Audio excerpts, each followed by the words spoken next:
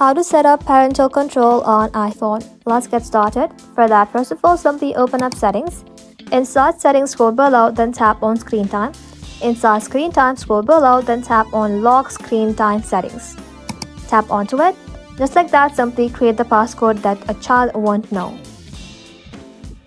And then confirm it by typing one more time. Once done, hit back. Scroll below, then tap on Content and Privacy Restriction. And just like that, you need to toggle this button on. Now, enter your screen time passcode, and from here you can control what users can do and cannot do. For example, you can tap on iTunes and App Store purchases to block installing or deleting apps. You can also set content restriction, privacy settings, and allowed app.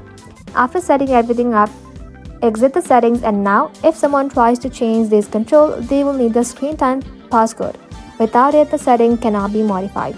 That is how you can set up parental control on iPhone. Thank you all for watching. If this video was helpful, consider subscribing to our channel and liking this video.